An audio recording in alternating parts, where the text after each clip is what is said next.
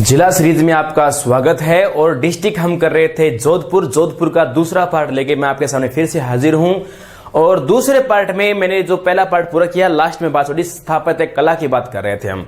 जोधपुर के अंदर बहुत से ऐतिहासिक महत्व है और बहुत सी यहाँ पर सांस्कृतिक महत्व है और हम देखते हैं कि जोधपुर का ऐतिहासिक महत्व क्या है और यहाँ के प्रमुख स्थान आते हैं। जैसे मैं बता दूं, यहाँ पर एक स्थान है जिसका नाम है ओसियां, बड़ा ही शानदार और महत्वपूर्ण स्थान है जिसका नाम क्या है, ओसियां। चलो आज हम ओसियां की बात करते हैं। ओसियां क्यों इतना ज्यादा महत्वपूर्ण है, क्यों ये इतना ज्यादा टॉप में हुआ? ओसियां के कारण ही इसे सूर्य नगरी बोलते हैं, ये कारण है ये, क्योंकि ओसिया के अंदर सबसे जो फेमस बात है वो है यहाँ पर है सन टेम्पल आती है। देखो क्या है, ओसिया का संबंध प्रतिहार शासकों में सराय, यहां पर गुर्जर प्रतिहार वंश के शासक हुए जिनका नाम था वत्सराज। वत्सराज ने ओसिया जोधपुर के अंदर 3 मंदिरों का निर्माण किया था, जिसके अंदर एक तो मंदिर आता है सूर्य मंदिर आता है, महामारू शैली में बना हुआ है, एक सूर्य मंदिर आता है। नंबर 2 यहां पर एक माता है, बहुत ही फेमस माता जिनका नाम सचियाय माता। यहां पर सचियाय माता का मंदिर छोटी सी पहाड़ी में बना हुआ है। इसके अलावा बात करें, यहां पर एक मंदिर और बने, जैन मंदिर जिनका नाम महावीर जी का मंदिर बनाए। तो ये 3 फेमस मंदिर आता है यहाँ पर, सूर्य मंदिर, सचियाय माता का मंदिर और महावीर जी का मंदिर। 3 मंदिर होने के कारण ये बड़ा ही फेमस है। ओसिया को ही राजस्थान का भुवनेश्वर कहा जाता है। क्यों बोलते हैं भुवनेश्वर राजस्थान का? इसका एक रीजन ये है क्योंकि भुवनेश्वर एक हमारा राज्य ओडिशा की राजधानी जिसका नाम है भुवनेश्वर, और ओडिशा की राजधानी भुवनेश्वर है और वहां पर भी सूर्य मंदिर, और इस सूर्य मंदिर की तुलना किससे की जाती है? ओसिया के साथ की जाती है। ये यहाँ की विशेष बात हमारे यहाँ रहती है। ठीक है, ये था ओसिया। ओसिया के बाद हम जो नेक्स्ट कड़ी में आपके सामने बात करने वाले हैं वो आपका स्थान है जिसका नाम है श्रृंगार चौकी। अगला जो टॉपिक है मैं यहां जो बात कर रहा हूं इसका नाम क्या है? श्रृंगार चौकी की मैं बात करूंगा। देखो श्रृंगार चौकी मारवाड़ से संबंध रखने वाले शासकों से बहुत ही महत्वपूर्ण एक अंग रखती है। कहते हैं यहां पर एक शासक हुए जिनका नाम है शासक बख्त सिंह। बख्त सिंह करके यहां पर मारवाड़ में क्या हुए, एक शासक हुए, और बख्त सिंह ने यहां पर सफेद संगमरमर से, संगमरमर कैसा था? सफेद संगमरमर या सफेद संगमरमर से यहां पर निर्माण करवा दिया और इस प्रकार से श्रृंगार चौकी फेमस हुई। जितने भी मारवाड़ के शासक हुए, मारवाड़ के शासकों का राज्याभिषेक जो होता था लास्ट के अंदर, यहाँ राज्याभिषेक इस श्रृंगार चौकी के ऊपर हुआ करता था। श्रृंगार चौकी राजस्थान के अंदर 2 आती है। एक श्रृंगार चौकी है वो तो यहाँ आती है मारवाड़ में, एक श्रृंगार चौकी मेवाड़ के अंदर भी आती है। ये आपके 2 राज्याभिषेक होने वाला स्थल था। ये आपका कंप्लीट हुआ, श्रृंगार चौकी भी आपका कंप्लीट।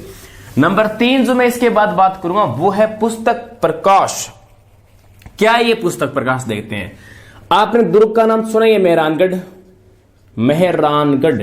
मेहरानगढ़ दुर्ग के अंदर पुस्तक प्रकाश एक राजकीय संग्रहालय है। पुस्तक प्रकाश के नाम से क्या है?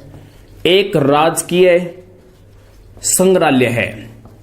क्या है? यहां पर विभिन्न भाषा की, देखो यहां पर एक तो अपनी मारवाड़ी, राजस्थानी, हिंदी प्लस अंग्रेजी भाषाओं के ग्रंथ लिखे हुए हैं, और यहां पर पांडुलिपि से मतलब हाथ से लिखी हुई यहां पर बैया भी मौजूद है मारवाड़ के शासकों की। ये विशेष बात मिलती है। तो आपसे पूछ ले पुस्तक प्रकाश क्या है? पुस्तक प्रकाश एक राजकीय संग्रहालय है जो मेहरानगढ़ दुर्ग जोधपुर के अंतर्गत आती है। तो ये बात थी मेहरानगढ़ दुर्ग में पुस्तक प्रकाश की। नेक्स्ट इसके बाद हम बात करते हैं वो है उम्मेद भवन। इसके बाद हम बात करते हैं उम्मेद भवन। जैसे आप कभी जोधपुर घूमने जाओगे तो आपके सामने 2 पहाड़ी होगी। देखो एक पहाड़ी जो होगी ना, एक पहाड़ी के ऊपर यहां पर बना होगा चिड़िया टूक, पहाड़ी के ऊपर यहां तो आ जाएगा मेहरानगढ़। मान लिया यहां के दुर्ग बने बहुत ही शानदार, और इसका नाम है मेहरानगढ़। इससे लगभग 3 किलोमीटर दूर एक दूसरी पहाड़ी और है, इससे छोटी है चिड़िया टूक से। विस्तृत पहाड़ी के ऊपर यहां पर शानदार एक भवन और बना हुआ है, बहुत शानदार भवन है, और इस भवन को जाना जाता है उम्मेद भवन के नाम से। इसे उम्मेद भवन के नाम से जाना जाता है। उम्मेद भवन का जो निर्माण हुआ है वो महाराजा उमेद सिंह ने करवाया था। प्लस इसका जो निर्माण हुआ है वो छित्तर पत्थरों से हुआ है। छित्तर मतलब छींटदार पत्थर है, मतलब खुरदुरे पत्थर होते हैं उनसे। इसी कारण इसी उमेद महल को छित्र पैलेस के नाम से भी जाना जाता है। ठीक है, उमेद महल के ऊपर एक शानदार होटल चलता है जिस होटल को ताज होटल के नाम से जानते, बहुत महंगा होटल है ये ताज होटल। छित्र पैलेस के ऊपर एक होटल है जिसे ताज होटल के नाम से जाना जाता है। यदि आप इस उमेद भवन की साइड में यहां इधर देखते हो, इस भाग में यहां पर एक स्थान पड़ता है रातानाडा, यहां पर हवाई अड्डा आता है। इसी उमेद भवन से आप हवाई अड्डे को देख सकते हो, यहीं पर एयरपोर्ट है, यहीं बराबर में हवाई अड्डा बराबर में आप देख सकते हो। और यहां से आप मेहरानगढ़ को भी सामने देख सकते हो, एक पहाड़ी के ऊपर बना हुआ है, आसपास में जंगली एरिया उमेद, यहां पर ये मृगवन का क्षेत्र भी आता है, यहां पर मृगवन आसपास में है और जीवों का जंगल एरिया आता है। ठीक है, ये यहां पर छित्र पैलेस और उमेद भवन की आज वर्तमान में एक संग्रहालय के रूप में जा रही है। हाँ देखो, एक बात हो रहा है यहां पर, उमेद भवन में सबसे खास बात है वो है घड़ियों का संग्रहण। घड़ियों का संग्रह मतलब है यहाँ पर बहुत तरह तरह घड़ी दिखा रखी है, मतलब विदेशी घड़ियां हैं, मतलब अलग अलग जमाने की, 13वीं शताब्दी में कौन सी, 14वीं में कौन सी, 17वीं 18वीं आधुनिक टाइप की घड़ियां कैसी होती थी, सूर सिंह कैसी घड़ी का यूज करते थे, मतलब राजा महाराजाओं की घड़ियों का यहाँ पर उल्लेख कर रखा है। उल्लेख क्या रखा है, रख रखी है, घड़ियां दिखा रखी है, पोशाक दिखा रखी है, राजा महाराजाओं की पोशाक, आभूषण, हथियार वगैरह, ये वो जितने भी सारी मेहरानगढ़ सॉरी इस उमेद भवन के अंदर दिखा रखी है। इसके बाद हम बात करेंगे अजीत भवन, ये भी मंडौर में अजीत भवन। अजीत भवन क्या है, एक शानदार स्थल है। दूसरी बात ये अजीत भवन की, ये देश का प्रथम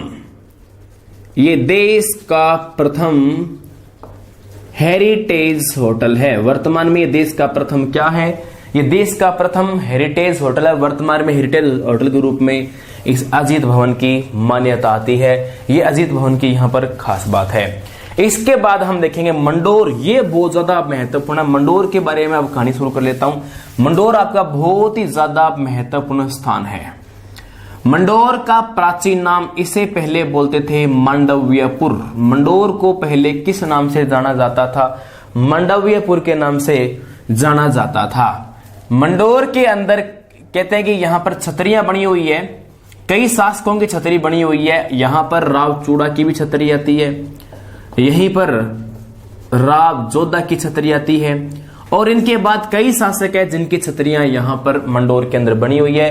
इन छतरियों में सबसे प्रमुख जो छतरी आती है वो है अजीत सिंह की छतरी, यहां पर सबसे विशेष देखने को मिलता है। इन छतरियों में सबसे खास क्या है, अजीत सिंह की छतरी सबसे बड़ी छतरी है और देखने का विशेष कोई आकर्षण आता है तो अजीत सिंह की छतरी को यह विशेष रूप से आकर्षण मान सकते हो।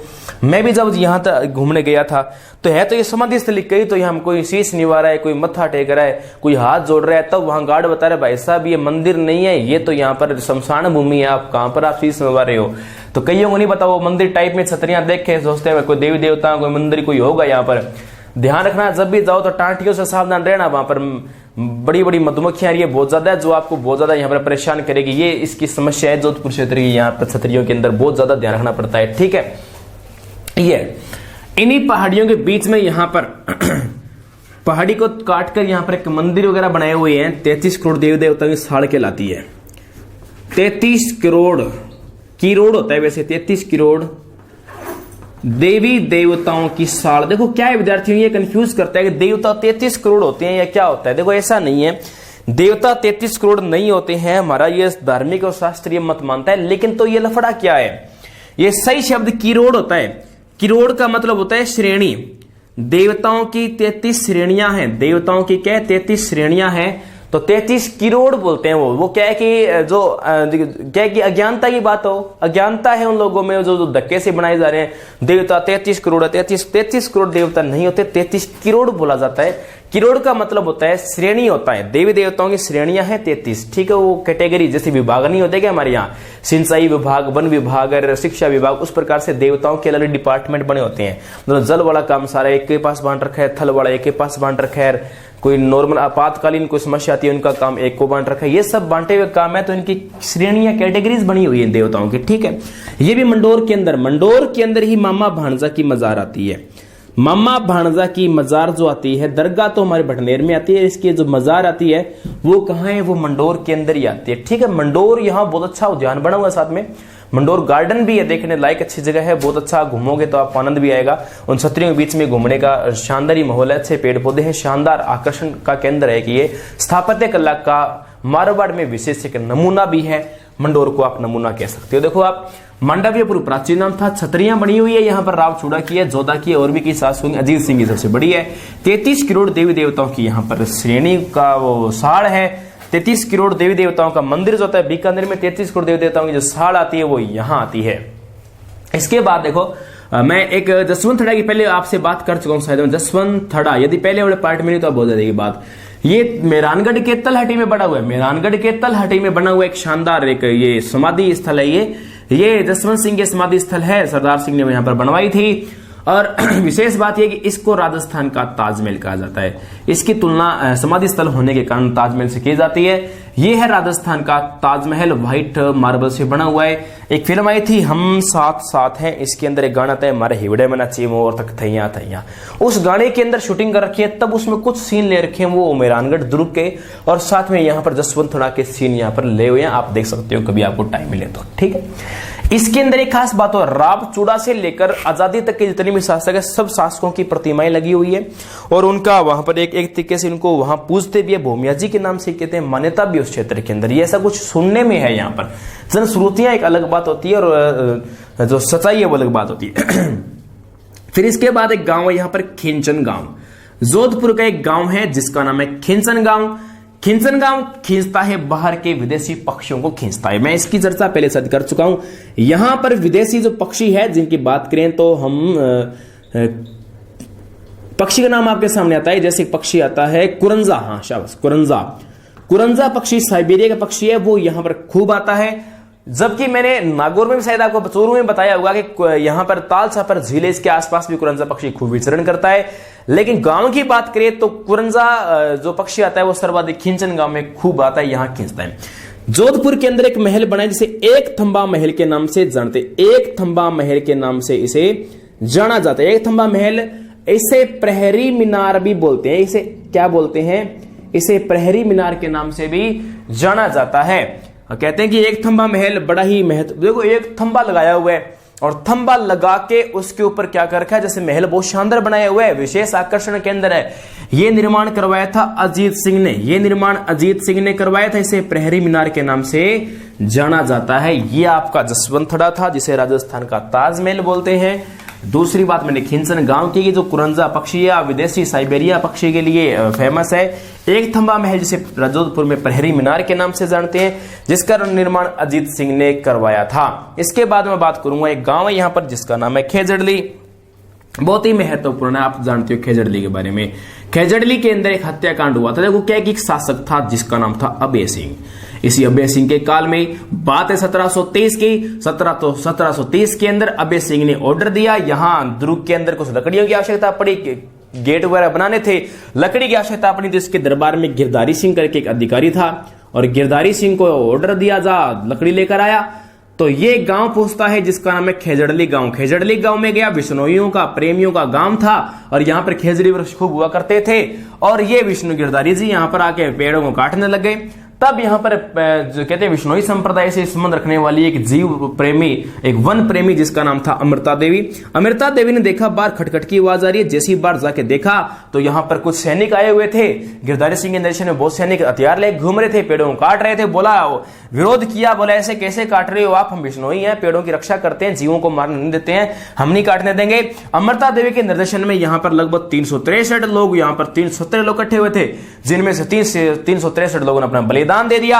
अमृता देवी पेड़ों से चिपक गई, बोला यदि पेड़ काटने हैं तो पहले हमें काटना पड़ेगा, पहले हमें काट सकते हो तो पहले काट दो, हमारी आंखों के सामने आप ये पेड़ ऐसे नहीं काट सकते, हम पहले ऐसा बलिदान पेड़ों का हम नहीं देने देंगे हमारे सामने। तो अमृता देवी, इसका पूरा परिवार, इसकी 3 लड़कियां, सारी की सारी कहते हैं यहां पर क्या हुई, वीरगति को प्राप्त हो गई थी। पेड़ के चिपक चिपक के सारों ने प्राण न्यौछावर कर दिए थे।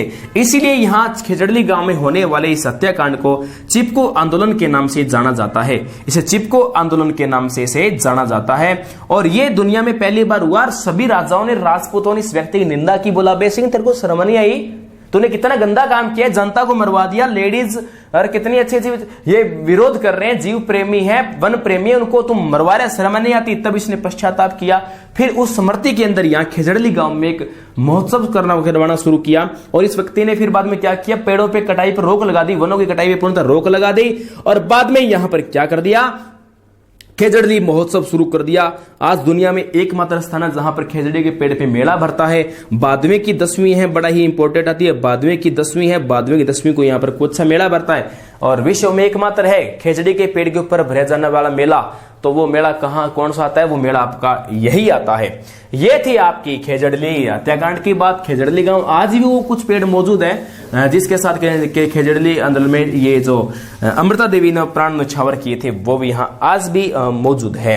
इसके बाद हम अगली कड़ी में बात करते हैं अरना झरना के नाम से आपने सुना होगा। क्या है, एक झरना है जैसे अरना झरना या अरना झरना बोलते हैं। जोधपुर का एक प्राकृतिक झरना है। राजस्थान में आपको पता है कई प्रकार के जलप्रपात झरने हैं। सूलिया जलप्रपात चित्तौड़गढ़ में, भूमलत जलप्रपात बूंदी में है, मेनाल जलप्रपात भीलवाड़ा में, दिर जलप्रपात भरतपुर में, कई जलप्रपात है। उन्हीं जलप्रपातों के अंदर एक आपका सबसे प्रमुख आता है जिसका नाम अरना झरना जलप्रपात है।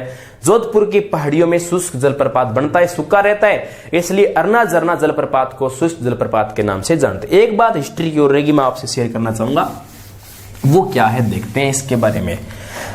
जैसे चिड़ियाटोंग पहाड़ी है, चिड़ियाटोंग पहाड़ी के ऊपर यहां पर मेहरानगढ़ बना हुआ है। इस मेहरानगढ़ के साथ में यहां पर तलहटी के अंदर कुछ महल बने हुए हैं।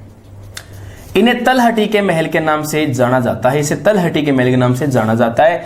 ये समय समय पर ये यहाँ पर राजकोष भी रहा हुआ है, यहाँ पर खजाना भी रखा जाता था। विधवाएं महिलाएं होती थी, विधवा महिलाएं इन राजपूत परिवार में, राठौड़ों में, तो विधवा महिलाएं वो तलहटी के महलों में आके निवास किया करती थी। इस प्रारंभ में विधवाओं का नहीं था। प्रारंभ में यहाँ पर कहते हैं सूर सिंह करके एक राजा था जिसकी विधवा पत्नी थी सौभाग्य देवी, इस कारण बनाया गया था। मेन जो यहाँ इशू आता है वो सौभाग्य देवी का है, सौभाग्य देवी के कारण इसको बनाया गया था। और शासक का नाम आता है सूर सिंह, नाम आता है, सूर सिंह ने ये निर्माण करवाए थे। बाद में यहाँ पर विधवाओं को भी रोका जाने लग गया था और बाद में ये खजाना भी यहाँ पर रखने लग गए थे, हथियार भी रखने लग गए थे। तो समय समय पे इसका साथ में परिवर्तन रहा था। ठीक है, ये जोधपुर के जो मुख्य मुख्य बातें थी मैंने कराई। फलोदी के बारे में बात कल कर चुका था, फलोदी भी वेरी वेरी इंपॉर्टेंट है। ज्योग्राफिकल बात मैंने कल आपसे शेयर कर ली थी। कुछ देवियों की बात कर लेता हूं जो जोधपुर से संबंध रखती है। एक देवी का नाम है आई माता। ध्यान रहे, आई माता कोई और नहीं है, ये आई माता रामदेव जी की शिष्य है। रामदेव जी की शिष्य मतलब ये एक जिंदा महिला थी और बाद में चमत्कार को नमस्कार है और अपने कर्म और अपने कार्य को प्रधान रखकर उन्होंने काम किया था। और काम किया तो आज समाज के अंदर ये पूजनीय है। समाज को योगदान दिया तो देवता में नाम आ गया। और अपने सब देवता नहीं, अपने तो लोगों से लेते हैं तो अपने लेवता बन जाते हैं, ये देवता है। रामदेव जी की शिष्य थी आई माता। देखो इन्होंने जो सौंदर्यवादिक बल दिया था वो सांप्रदायिक सद्भावना पे दिया था। तो सांप्रदायिकता पे इन्होंने खूब प्रयास किया था। हिंदू मुस्लिम एकता पर इन्होंने खूब अच्छा बल दिया था। छुआछूत का अंत कराने के लिए बहुत सा प्रयास किया था इन्होंने। जो भारतीय संविधान 1976 में अधिनियम आया था ना, 42वां संशोधन हुआ था, वो तो इन्होंने कर दिया था एक तरीके से, मतलब अखंडता, छुआछूत का अंत करना, सारा काम इन्होंने आई माता और रामदेव जी ने मिलकर पहले ही शुरू कर दिया था ये सारे काम। ये आई माता के मंदिर में प्रतिमा नहीं है, आई माता के मंदिर में प्रतिमा नहीं है। तो यहाँ पर प्रतिमा नहीं है तो यहाँ पर क्या है, यहाँ पर एक ईंट की पूजा होती है, तरह थड़ी बनी हुई है और ईंट की तरह पूजा होती है। एक मजार बनी हुई है, आप कह सकते हो, सॉरी मजार कह सकते हो। यहाँ पर एक दरगाह टाइप में बना हुआ है और यहाँ दीपक जो चलता है उस दीपक की जोत से लगातार यहाँ पर वो क्या बोलते हैं, काजल टपकता रहता है।